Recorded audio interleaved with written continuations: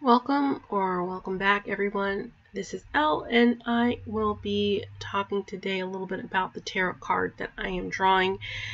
This is the Hierophant, and I did not enjoy starting this project off as much as I have enjoyed some of the others. There's going to be a big leap because I had to do a lot of the brainstorming for this card off camera, but you will see some of the shading after I get the figure mostly established. This card represents tradition, specifically like religious tradition, and I have a theme that's building up with these cards. I try to have the same girl in the same white dress kind of in these different positions, because in tarot, one of the things I like about it is you kind of see yourself in each of your different roles in your life, and it's really a like an introspection sort of situation. So having the same girl who is like me in some ways, it's like I see myself in these particular roles, and I find that to be really enlightening. I'm learning a lot about the cards, and I'm learning a lot about the meanings behind it and the ideas behind them. And this project has been really motivational, and I hope that the rest of the cards will be turning out as nicely as these. I'm not very much sold on this card, but I think part of it has to do with the symbology. I don't have a very good relationship with religion in general, and this brings up a lot of I wouldn't say trauma, but ideas that are difficult for me to deal with. So I was raised in a fundamentalist evangelical church, and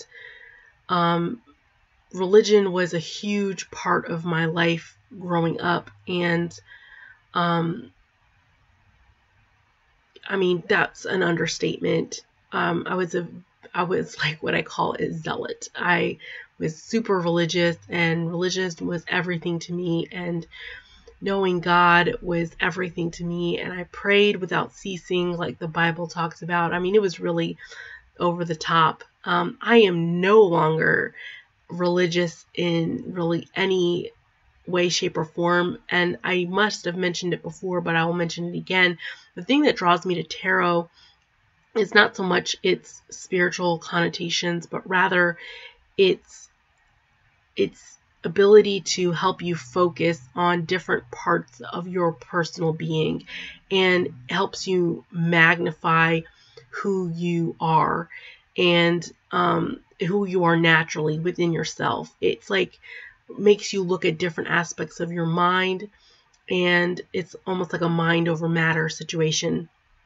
As a person who, doesn't really believe in the religious or spiritual or magical aspect of it, it's really just a tool that I use to look within myself and meditate, for example. So growing up, religion was the world to me.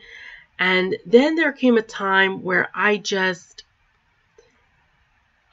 walked away from it, and I was like 17. I had met a friend who was not religious really. He went to church, but he wasn't really religious. It was just something he did for social reasons, and I thought, well, that's really interesting. He had really compelling ideas as far as why religion was kind of hooey in the first place, and pointed out a lot of contradictions in the Bible that I had never seen before. And I didn't know what to make of it, but my gut reaction was he's telling the truth, and I'm just going to go on and live my life how I want to live my life. And I did that for a short period of time, but because I was so rooted in the church before, I don't know if anybody's ever experienced this, but you can walk away, but it follows you.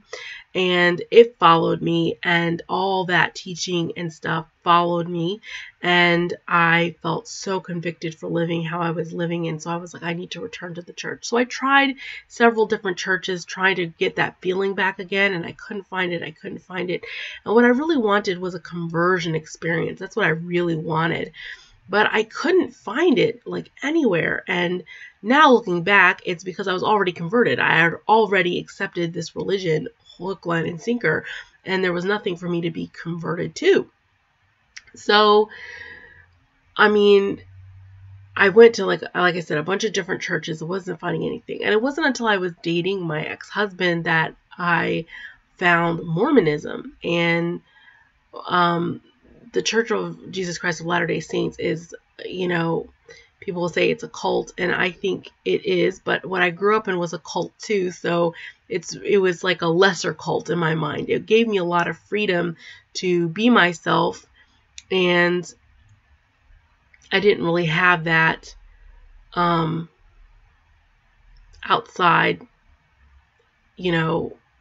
of the Mormon church, at least not then. I felt clean. I felt that feeling of, of I don't know, when your spirit is renewed. I felt that. I felt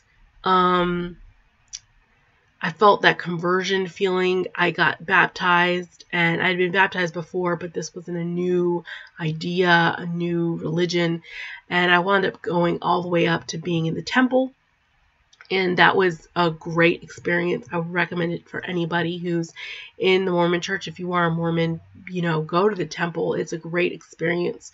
Like I said, I'm not religious. I don't believe that any of this stuff is true. I mean, I did at the time, but not any longer. But it doesn't change the fact that it's still a cool experience. And you definitely feel things, and you feel this oneness with the world, and it's a really great feeling. A lot of things in religion are really great as far as feelings are concerned, but what its truth claims, like whether or not it's true or not, is a little bit dubious. So I was in the Mormon church and having a great time. It was a super social situation, and I really enjoyed the social aspect of being in that sort of environment. And I had my 2 children while I was in that environment, and I had a marriage that was not great, but it wasn't the worst at the time. So, everything felt really comfortable and really good, and I felt really good in my religious beliefs. Well, there was a couple of things that kind of came up that started to sit not so great with me. And the first was that I had always been a bisexual person, and my first relationships were with women, and it was something that I had to confess when I came into the Mormon church, which I thought was patently unfair, because my thinking was, if God made me this way, then, he needs to just suck it up and deal with it.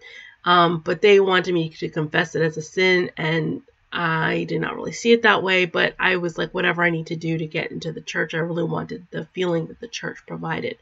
So I confessed it as a sin. However, I still had a lot of attraction to women that I couldn't get rid of. So I did what any God-fearing person would do. I joined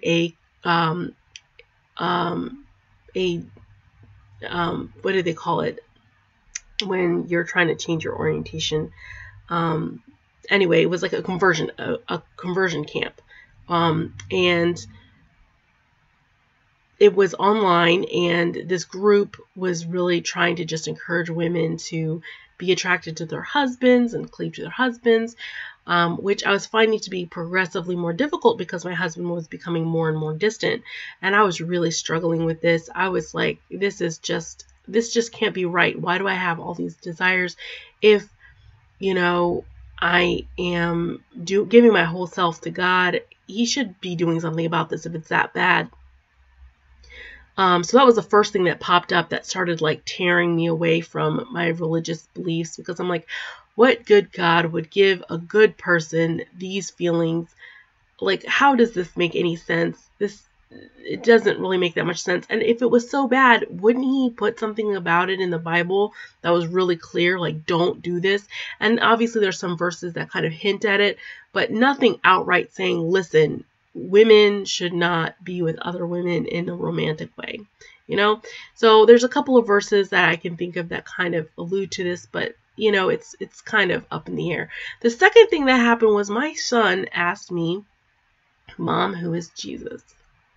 Who is God? And I could not look at him and give him a solid answer. And that moment is when my faith fell apart.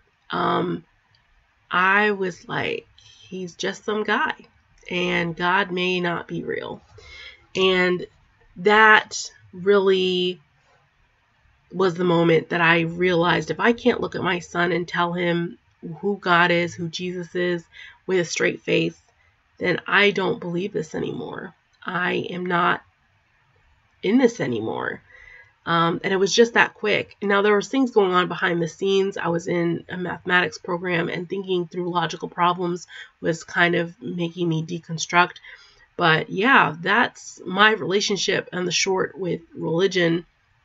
And I mean, there were some super messed up parts to it, but for the most part, I had a good experience. I just had some contradictions that kind of popped up that I had difficulty reconciling, and it ultimately led to me walking away from faith of any kind. And